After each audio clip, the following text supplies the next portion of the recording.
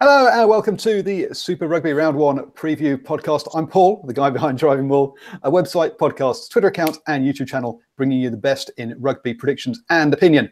Don't forget to subscribe on your favourite podcasting app so we drop into your phone every week. Actually, it's going to be more than once a week. It's going to be up to like 4 times a week now. And also, please leave us a 5-star review. Other stars are all available. But why would you want to do that? If you'd like to watch what happens behind the covers, this show is live on YouTube. And I'll be doing the previews on 8 p.m. New Zealand time every Thursday. There'll also be doing Hash Rugby Chat 8 p.m. on a Tuesday. And also I'll be doing Super Rugby reviews 8 p.m. on either a Sunday or a Monday. And tonight I have 2 guests, two experts from South Africa. I have Jax from the Yellow Cap. How are you doing, sir? Lucky you, Paul. Thanks for having us, man. You're welcome. And yeah, sorry, folks who are watching the video. They're like us. Jax has got a black cap, not a yellow cap, as per his blog. But never mind. We'll let him off this time. I'm gonna and Phila is joining us from Grit Sports. And I'm sorry if I pronounced that wrong. How are you doing, sir? No, that's good, man. I'm well, Paul, man. How are you? Good. Thank you. And for those of you on listening to the podcast, obviously I'm in my Blues jersey, as you'll probably know, I'm a Blues fan. And we have Jax, who's got his Bulls jersey on, and Phila, who's in his Lions jersey. Did you say that was so you've got that's a reffing jersey there? Yeah, this is a reffing jersey. So I'm part of the Lions referees union. So that's what I do in my spare time, basically. Oh, fabulous! So if we have a good old moan about refs in the future, we can get you on to some ref bashing to go and defend the referees. So let's get on with this. So round 1, it's a bit of a soft start to the old 2018 season. We just have 2 games from the Africa Conference, which is why I have these 2 gents on all the way over from South Africa. Kicking us off, so the 2 games are going to be Stormers versus Jaguares, followed by the Lions versus the Sharks. But let's kick off with that first game, the Stormers versus the Jaguares. They've played twice in their history, 2-0 to the Stormers. They won 32-25 last year and 8-13 the year before. So, Jax, what do you think we're gonna we can expect from the Stormers going into this game? Well, Paul, yeah, I've actually had a chat to a few guys about this game because it's been close affairs between the 2 in the 2 games that they've played. You know, one home and one away. But I don't know, for some reason, I know the Stormers is always a team that seems to be up there, even though they just can't get it through right to the end. But I don't know. I've got a feeling we might. I'm not going to give you a score prediction yet because I know we're going to get to that point at some stage. But I think we might see an improvement on the scoreline than we've seen before. That's my opinion. I don't know. I could be very wrong. I've spoken to a buddy of mine who's a staunch Stormer supporter, and he reckons the guys don't start off well at the beginning of the season. So it might still be a close affair. I don't know why, but I still believe we might see an improvement on the scoreline to the previous 2 matches that we've seen before.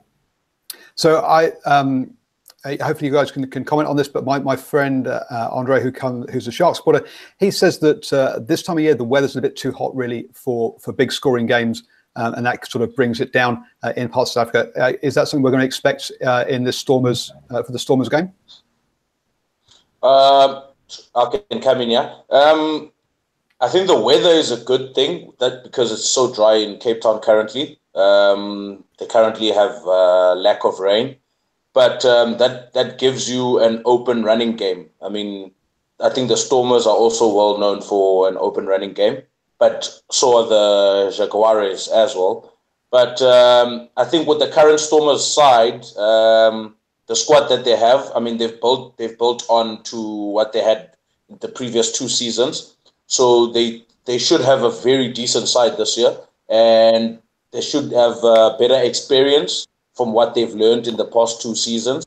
With the Robbie Fleck as well, they've kept the same coaching staff, even though they've shuffled everyone around. I think they should actually it should. I'm not going to say it's going to be an easy game, but last season, the last game they played at Newlands, I mean, the Stormers went into halftime. I think they were leading by something like 20 or 25 points to 0 against the Jaguares. And I think they kind of slept in the second half or went through a lull, but they couldn't put more points on the board. But then the Jaguares came back and the scoreline was quite close. I think it was something like 7 or 8 points difference. But I don't see the Stormers losing to the Jaguares unless Jaguares have something up their sleeve. But I don't see the Stormers losing to the Argentinian side this weekend. If I can just jump in there. Sorry, Paul. Something that Fila just mentioned there, the Stormers leading 25-0, whatever the score was at halftime. That's something I think as South African teams in general, we need to start looking at, because we have a tendency to do things like that where they lead, where South African team would lead by quite a substantial amount at halftime and then just let it go. Because I don't know why, I honestly don't know why. I believe it's a South African thing, because we see it all across the board, even in the better days of the Springboks. We also saw that sometimes, but I don't think it's unpurposely. But I do think the guys tend to, with a lead like that, they tend to hold back a bit, and then bring the other team seem to get a comeback. Even if you remember the game that the Stormers and the Bulls played in the first round of last season's Super Rugby, same thing. The Stormers sped out to a massive lead, and I mean, second half they hardly scored any points, and the Bulls I think put 25 points on them in the second half. So if the teams just carry on what they do in the first half into the second half, things, I think, in that regard, things can change also for the better for South African teams in a whole. But yes, also the weather in Cape Town apparently is quite hot. I also am aware of the fact that apparently, I'm not sure if this is 100% correct, but apparently Eben Etzebeth and Peter Steff are out at the moment with injury niggles or something like that. So they will be a bit thin there, which could maybe, dampen things a little bit in that regard. But I agree with Fela. I don't see the Stormers losing this match. Yeah, I was going to come on to the injuries, because you say Eben Etzebeth, the captain, talisman is out, and with Peter Steff, that's two experienced guys from the engine room there, and also if we look at the halfback pairing, the likely to line up with Robert Dupree's heading over to the Sharks. The names there really aren't names that a lot of people outside of South Africa would recognise. They don't really have two experienced guys to sort of take them around the pitch there. So could they be lacking a bit of leadership, do you think, in this game? For me personally, the guy that's coming in for Robert Dupree, the Willemse, and I forgot the other guy's name, but they seem to be very decent footballers. Willemse has shown what he's capable of in last season's Currie Cup, so he's a perfect slot in for Western Province in terms of their running game. He gets the backline going. He's a very, very talented individual player as well. So the guy Willemse will slot in quite nicely into the Province 15. Especially at number 10. I mean, he likes to control things. He's got very good defense. So I don't see any issues in terms of Robert Dupree going down to the Sharks and the Stormers having to find someone to slot into the pivot position. And talking about the running style of rugby, they're obviously Hugh Jones has obviously gone off to Glasgow, and Cheslin Colby has headed over to Toulouse as well. So a couple of their more exciting running threats in the backs will be missing, and they're going to need to get back up to speed with those as well. Yeah, but I mean, they still have the Springboks that are coming back. They still have Dylan Leitz, who's coming into the back three. So I mean, there's enough experience there. So they should be fine, in my belief. I think the Stormers should be fine in the backline position. Yeah, I think in the Currie Cup, I think the Currie Cup was a good precursor to this situation they have at the moment regarding those players and stuff. Like Philo said, Willems, in my opinion, has got the potential to be a world-class player.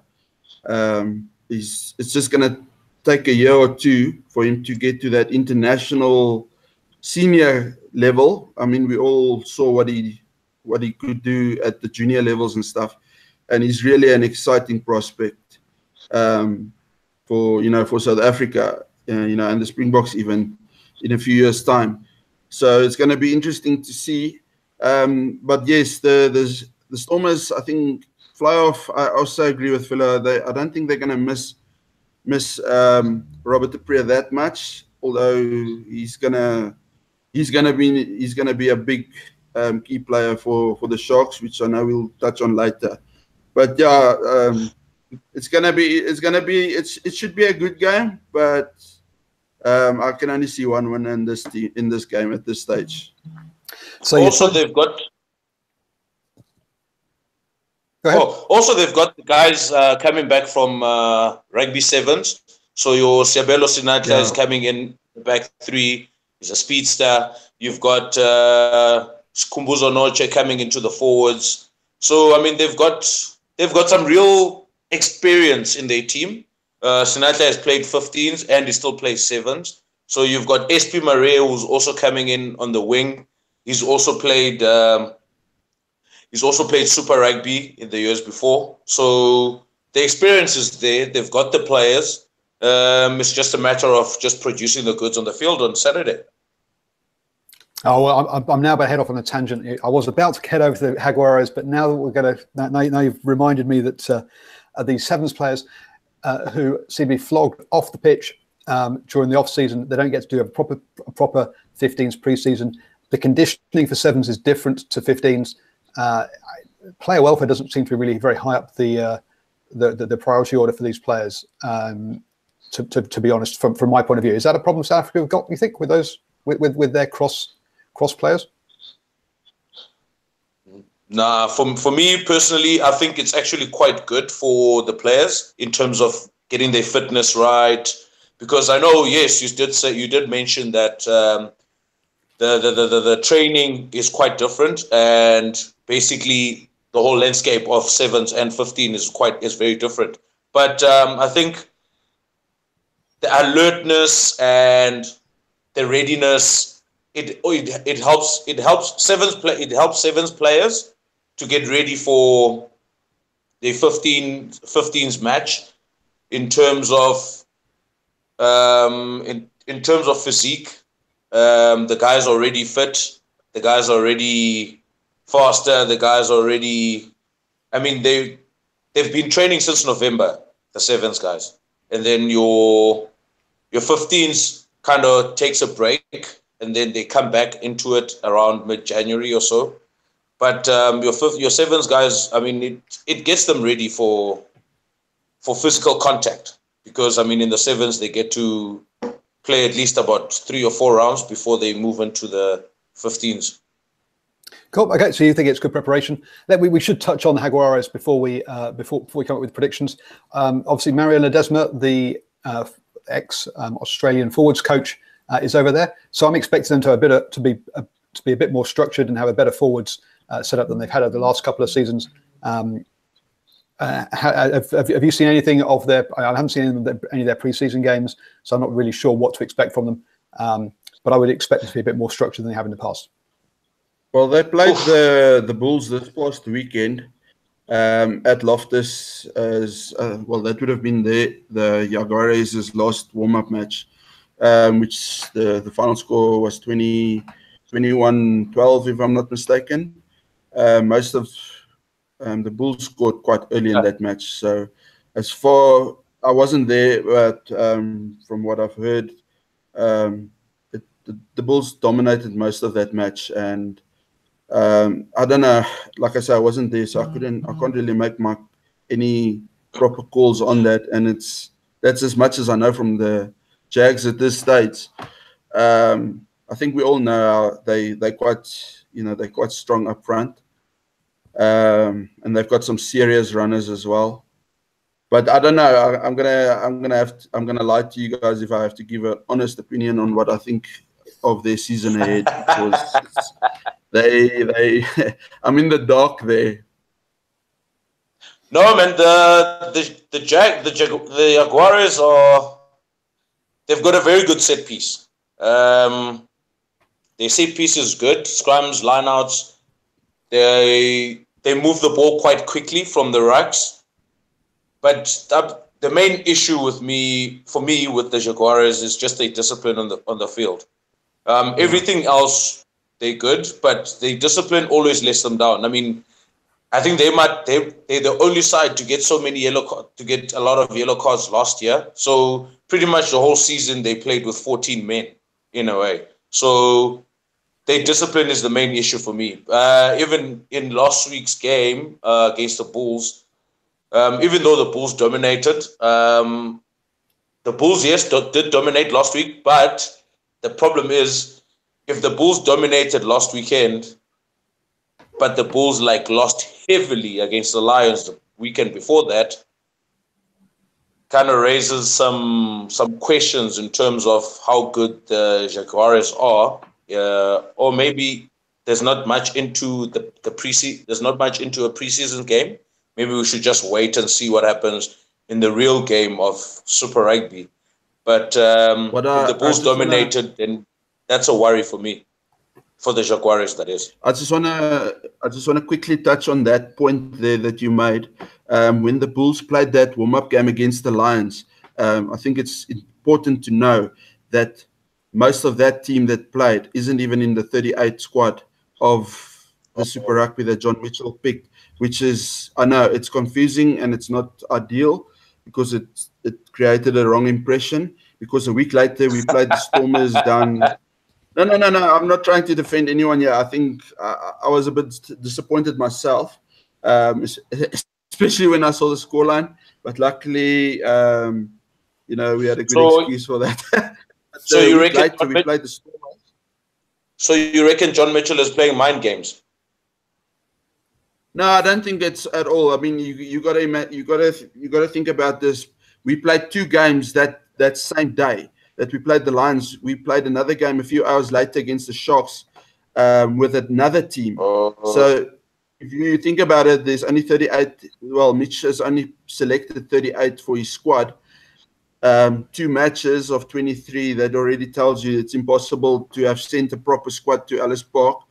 I don't know what was the thinking behind that, but like I wanted to say, a week later the Bulls went down to Boland to play the Stormers there and ended up having a 26-all draw, and then subsequently, I like what you said at the end of your comment that you are getting a bit worried if we beat. I was concerned. But as a Bull, I'm going to be silent. I'm silently confident. I'm not going to elaborate too much because, yeah. No, fair enough. Okay, anyway, guys, time to get to score predictions, and we'll get our fancy graphics up for those who watch on YouTube. But I've gone for a Stormers win by 3 points. As we say, the last 2 years, it has been within a single score. So that's my prediction. Jacques, how many? We've all said that Stormers are going to win, but by how many are you going for the Stormers? Well, as I said, I think there's going to be improvement in scoreline. I might be wrong, but I'm going to stick with my guns. 13. 13. That's okay. That's a big one. That's brave. I say bonus point win by 8 Stormers. Bonus point win by 8 Stormers. So there we go. These are for your Super Brew predictions, not for gambling, folks. These are just fun predictions. So don't go and blame us if you lose a shirt off your back. So I'm going by 3, Jacques by 13, and Philip by 8. So obviously, yes, by a score or 2, we're backing the Stormers to win that. So to the more, I think we can all probably agree, the more exciting game of the weekend. Next up, we have the Lions versus the Sharks. The Lions have won the last 6 times these two teams have met, including all 3 meetings last season where they did meet in the playoffs.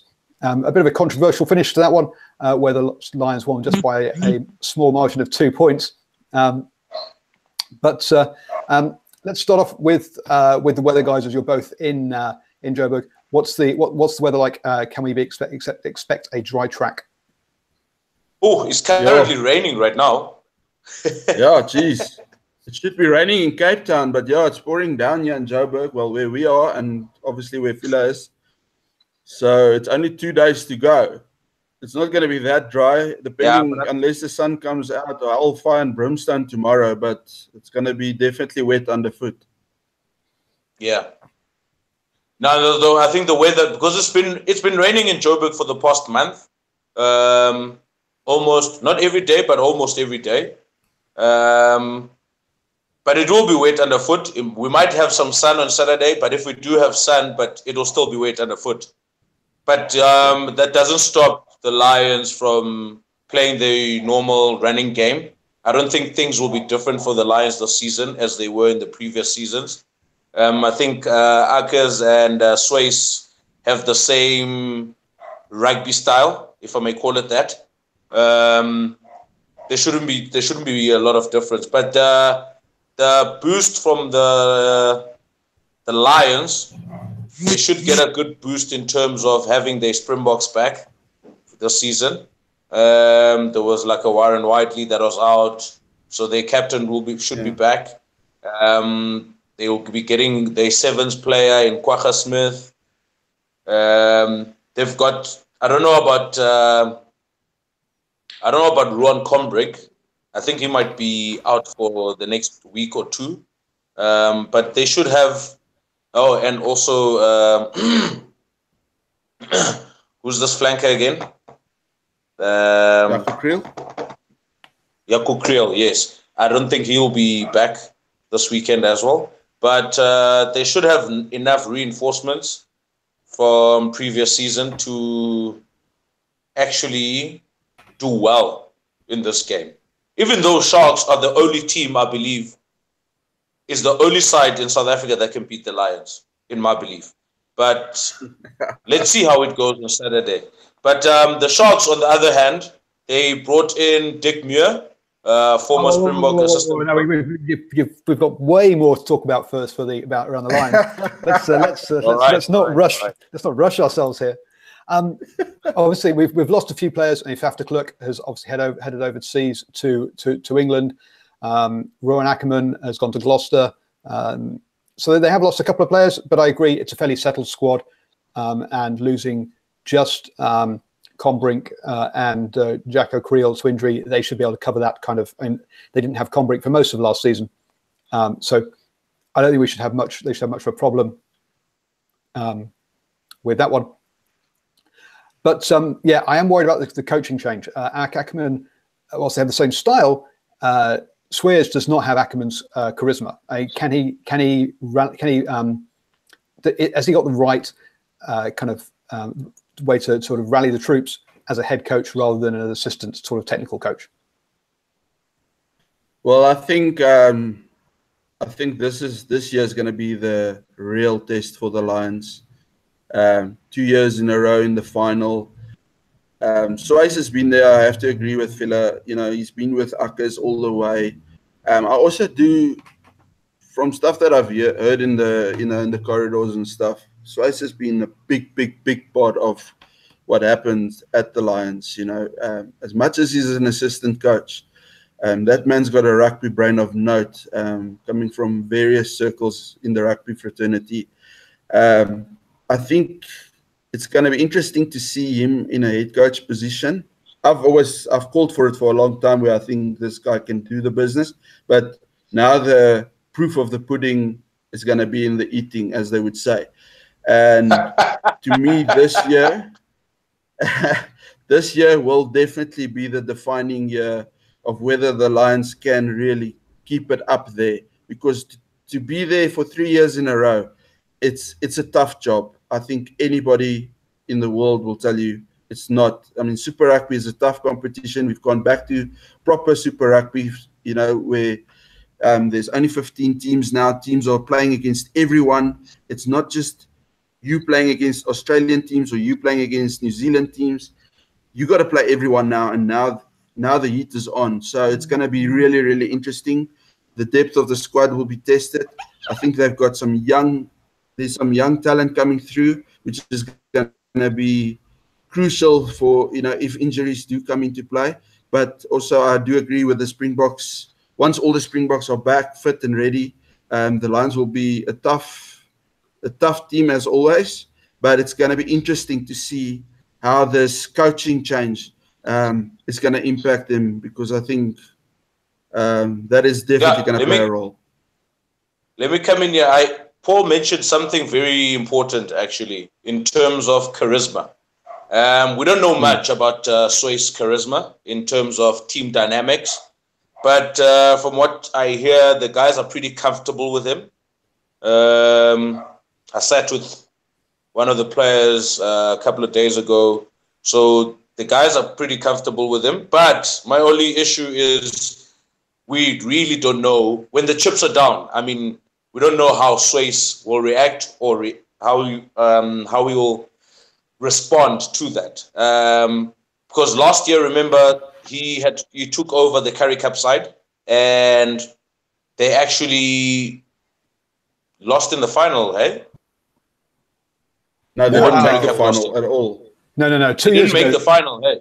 2 years ago, they lost in the final. Last year, they had a pretty poor Currie Cup season. They had a bad Currie Cup. So basically, what I'm trying to get at is Swayze has a challenging Currie Cup. So if the same thing happens this year, so we don't know how he will react, because then when the chips were down, I think Akkers was very good at rallying the troops together and getting the best out of the players.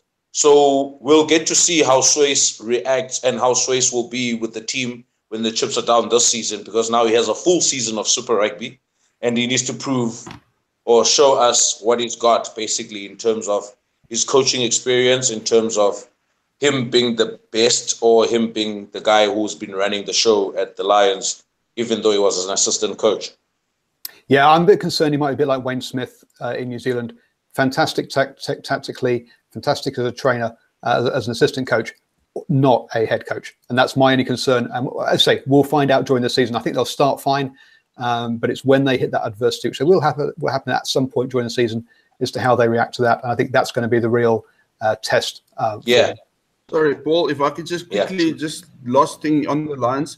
I just want to mention that up until last year, when Swayze, took over fully, when basically with the Currie Cup, the year before then, remember the Lions didn't have much Springboks before that. So that was the Currie Cup was always a strong team.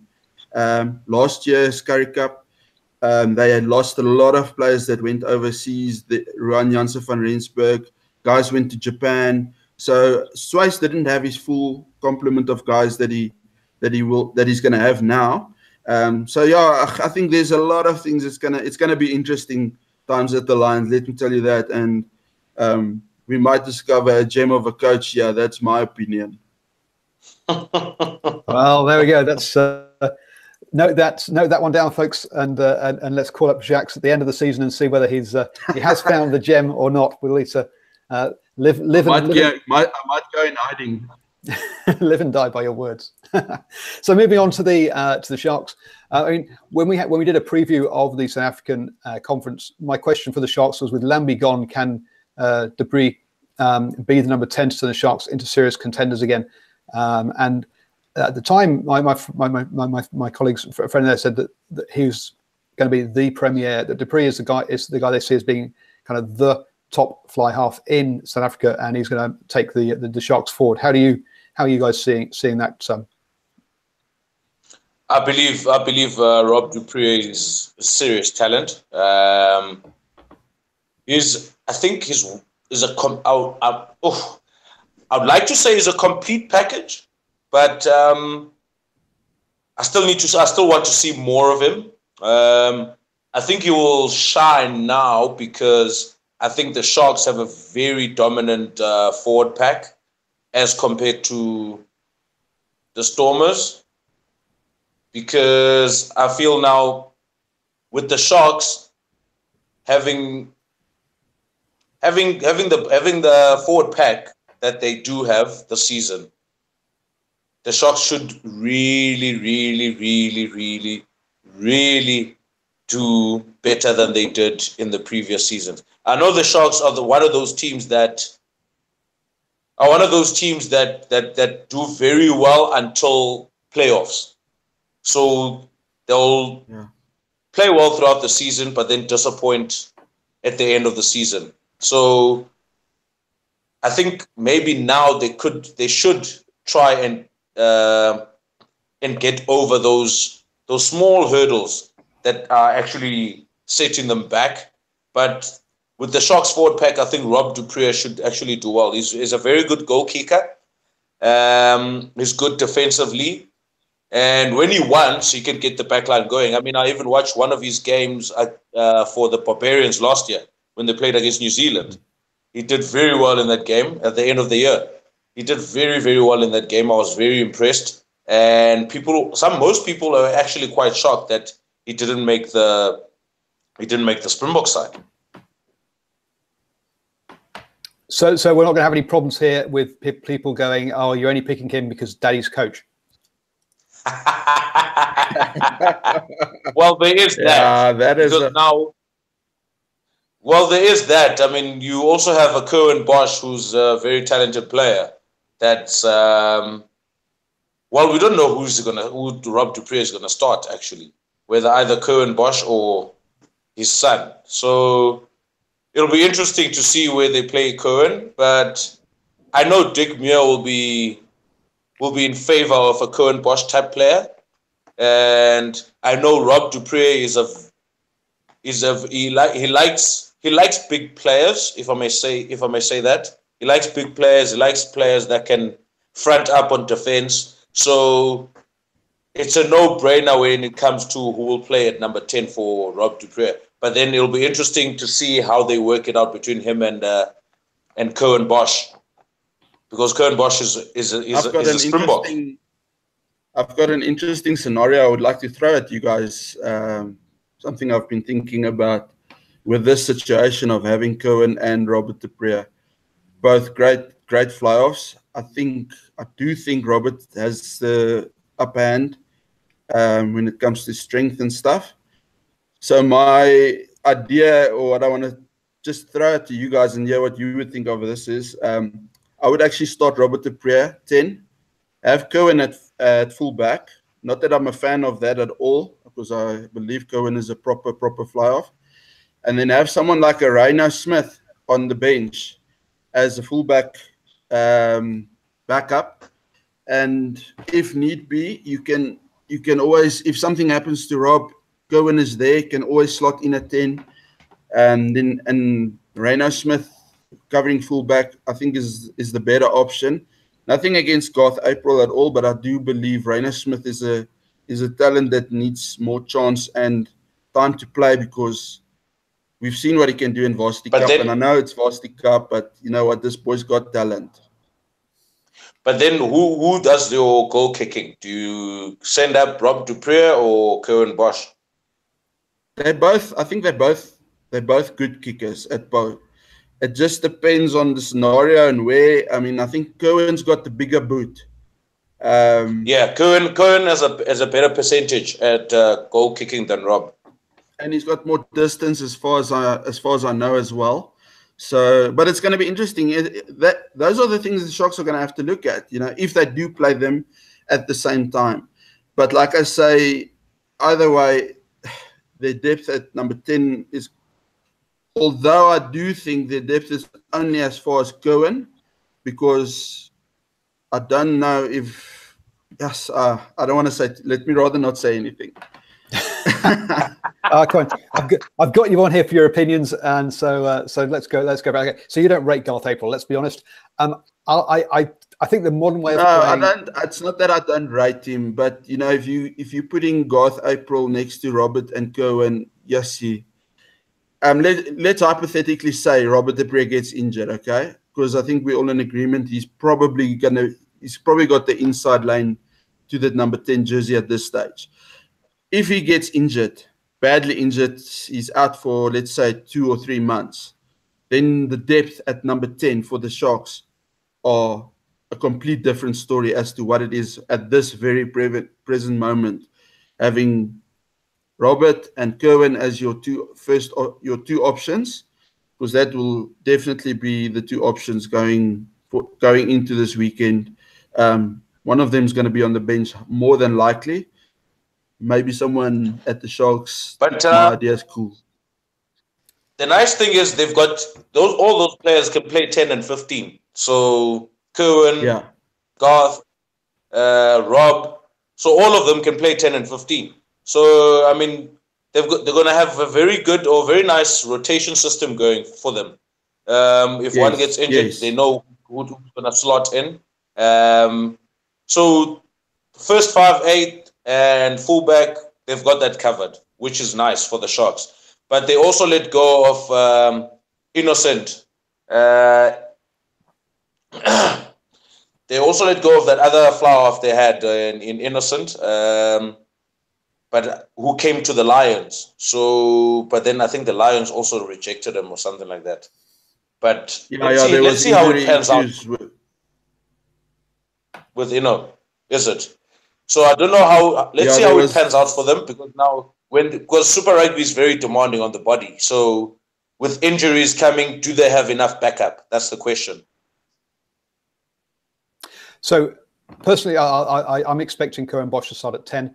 To start at 15, with Rob at 10. I think the modern way of playing has you play with two playmakers. Now you either have your two playmakers at 10 and 12, like England do with Farrell and with Ford and Farrell, or you go for your two playmakers at 10 and 15, like New Zealand have been doing with Bowden Barrett and Damien McKenzie, or Geordie Barrett at the back there. So if one of them gets down into a ruck or whatever, the other person can step in and take it. Or if you have two guys with different styles, you can say, okay, when we get into the opposition's half and we want to do a bit of dancing and play a bit of ball, Kerwin, you step up into first receiver, and Rob will drop back for cover or whatever, and you can then switch it around and you can ask the opposition different questions at different points of the game, which I think is a good thing. So I expect them both to start. But I expect Rob Dupree to be that 10. I think there are a lot of people who think Cohen Bosch isn't big enough to handle the traffic that comes down that 10 channel on defence, which is a problem for him. He struggles a bit, but I think, for a coach's job, they need to teach the guy how to tackle at the end of the day, because we can't just say, oh, this guy can't tackle, so we can't play him in this position. You've got coaches for things like that. That's what you have coaches for. It's a senior rugby level, I understand, but at the same time, we also have coaches that have a responsibility on players. So Rob Dupree and Dick Muir also have a job to do. They need to make sure the guy is up to speed by kickoff on Saturday, if he gets to start. So, the teams are only being mentioned, sometime this afternoon. So by the time that happens, by the time it's kickoff, we need to see a different Cohen Bosch from last season. Yes. Yep, I'd say. I think he'll be protected from that by putting him at 15 and just having to start last tackle. But we'll see. We'll see what they go with. It's a shame that we haven't got the squads for us here. Yeah. Any other final points you want to make about the Sharks before we go into prediction time? I think they're going to be the team to watch from a South African point of view. Honestly, I don't know why. Not allowed to quote me on this, even though everyone's watching. It's fine. I'm a big anti-Shark supporter, but let me tell you something.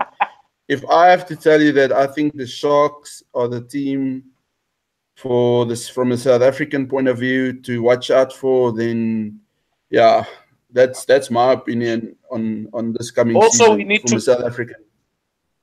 Also, we need to look at the Sharks' depth there, because they've got some serious players there. You've got Loazim Volvo that's there. You've got Kobus van Wyk. You've got Leon Sass. You've got Spoon Nkosi, who's young, up and coming, strong, dynamic player. So their depth is quite hectic. Lucanio You've got Magazole Mapimpi, who's moving from the Cheetahs to the Sharks.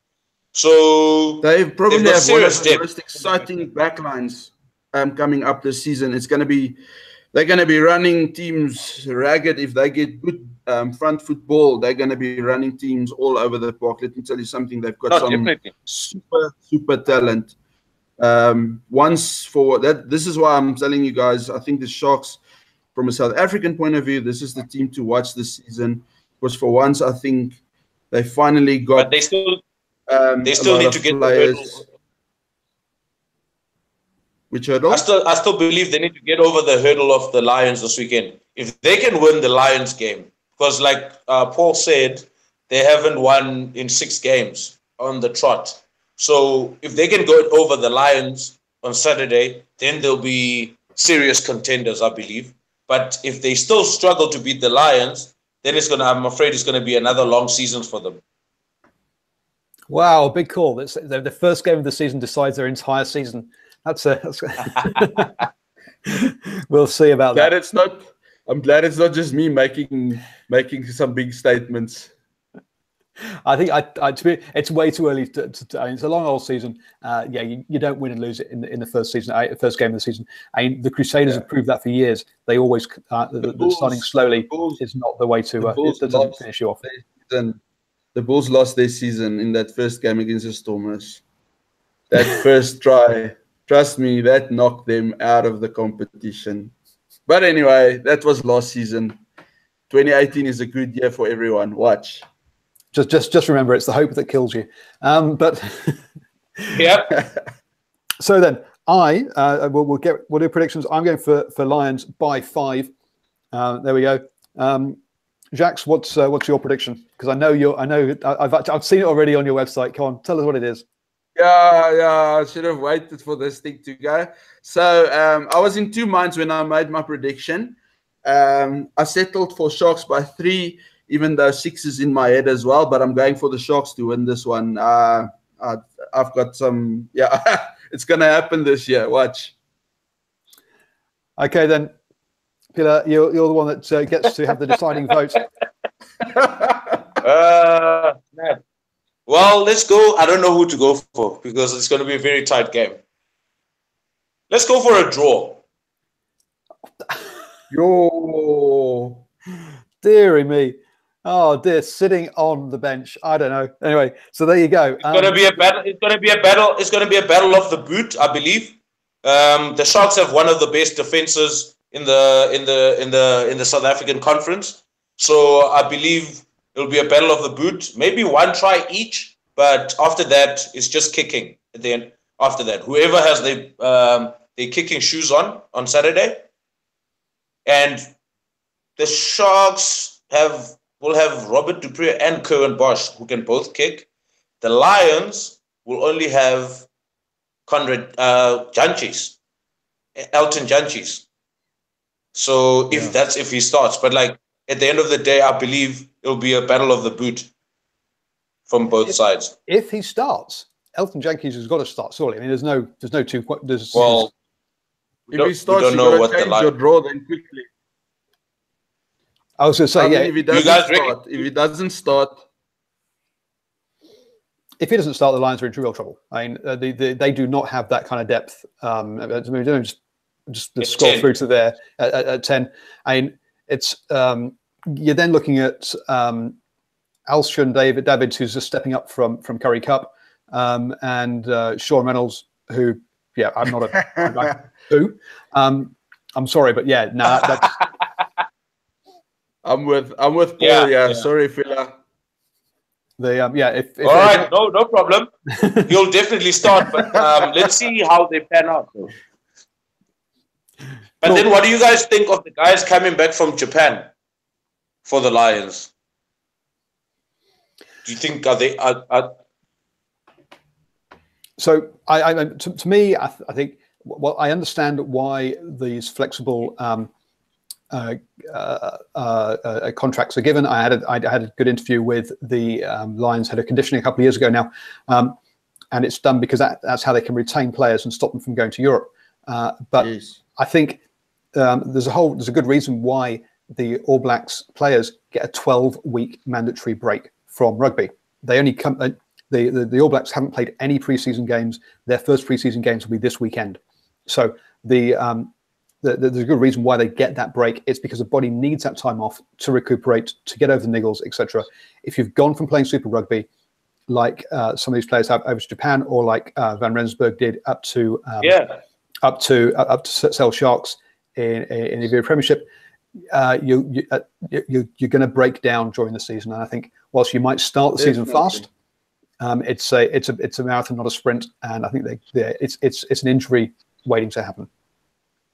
Yeah, because some of our players go from Super Rugby, then it's the inbound series, then it's the Currie Cup, and then it's straight to Japan after that. And end of the year tour as well. And then you come back, you've only got 3 weeks before you play your first game or warm-up games. So, I mean, that should be quite demanding on the body, I believe. Yeah, I know. That's what the Bulls have only... their Springboks and guys that I don't think they really had anyone in Japan this year, but the Springboks only played their first matches this past weekend against the Jaguares. So I think you can clearly see the New Zealand influence from Mitch's side, which is a good thing to see. But will they have enough game time come next week? Because I know the Bulls are playing a trials match this weekend against each other. So I don't know how much that is really going to help, but it's interesting. But the build-up's been good. Okay. Is it a Loftus? Yes, it is. Well, that's if there are any Bulls left to play the following weekend. Let's be honest. I remember at school, the weekend that got more injuries than any other was house matches. Your internal games are always harder than your games are against other schools and opposition. So you may find that actually the Bulls have to forfeit next weekend because so many got injured in the trials, trying to beat each other up to get the place. Obviously joking, but that's cool. Thank you so much for your time, guys. Any last points about this weekend's rugby that you want to come out? For me, this big thing this season is let's have positivity around the structure. Let's not be moaning about it. I want to see lots of people talking about the rugby and not moaning about things. And that's my dream for the season. What about you guys? What's your dream for the season as we kick off? I think from my point of view, I can't speak on Phila's behalf, but from my point of view, I would obviously like the South African teams to do better. At the end of the day, focusing on, getting the Springboks back to where we need to be and where we belong. So for me, it's an all-around South African effort more than just my team, So I just hope that the guys, everyone involved, wherever, can work together to the greater cause of the Springboks, i.e. like things happen in New Zealand for the All Blacks. So that to me is the first and only goal. Well, I won't say only, but silently confident as a Bull supporter. That's your dream. Phil, your dream? I think from my side, the South African teams should do well this year in terms of experience gained in the past 2 seasons. They've kept the same coaching staff, besides the Bulls, but they've kept the same coaching staff. So structures are in place. You've got the players now that know and have played against New Zealand teams, Australian teams. And some of the teams have traveled to Argentina. So experience-wise, South African teams should do better than they did last season. The South African conference will be tighter than it was last year. Sharks and the Lions is going to be very, very, very, very, very tough game. Very tough game. I think that's where most of our Springboks will actually come from, to be honest. Super Rugby back to 15 this year. So I'm hoping not a lot of people will be complaining about the season dragging for too long. But it seems like we're still finishing around August as well this year again. But I'm really looking forward to the challenges that come with the Super Rugby season this year. But I'm also looking forward to South African teams doing very well. Stormers, Sharks, Lions. Excuse me, the Blue Bulls over there. Yeah. No, the Blue Bulls are the Blue Bulls are on a rebuilding phase. So for me, I hope they do well, but I see them doing better the following season. That's just my take from the Blue Bulls. But all in all, looking forward to the new structure. Looking forward to South African teams doing well. Cool. And yeah, I'll just my comment on the Bulls will be from talking to all my mates in New Zealand. They're more than happy that Mitchell hasn't come home and he's somewhere else. And they also see and also I think the Bulls, with his concentration on youth, is a 2 to 3 year program which we're seeing has borne fruit at the Sharks this season. Is that the Sharks again? A few years ago got rid of their senior players, went for youth, have built through, and they're going to see the benefit now. The Lions did the same thing sort of 5 years ago, and I think the Bulls are the next ones to do that over the next 3 years. But I don't think this is their season. I think this is the start of their upward curve. But there you go. That's my okay. We still 3 titles ahead of the rest, so it's okay. Cool. Okay, thank you guys. It has been an absolute pleasure. We've overrun by like over 20 minutes because it's been so much fun. Jacques, why don't you let people know where they can get hold of you during the week, and where they can read your stuff and have a chat with you on Twitter. Where can they find you? Jacques? Okay, well, easy. The Yellow Cap. That's our Twitter handle. TheYellowCap.com is our website. Please feel free to have a look at our stuff. For South African fans and supporters, we've got some good competitions coming up. So yeah, the Yellow Cap, that's what you got to look for. And Philo, where can people read all your stuff, watch all your videos, and have a chat with you? There it is, guys. If it's not green and gold, it's not Grit Sports. We cover all sports, and basically you can find us www.gritsports.co.za. And we do live tweets, live commentary on Twitter. We also have a Facebook page, and we've got an Instagram handle. So always look for this. Always look for the green and gold. Green and gold. There it is. Oh dear! You see lots of stuff. Also, check it out for interviews of players and some great sports stories behind the scenes as well. It's not just about scores and predictions. Cool. I'm Paul, the guy behind DrivingMaul. Obviously, at DrivingMaul on Twitter. If you're listening to this on the podcast, you know where to find me. Do subscribe. If you're watching this on YouTube, clearly subscribe.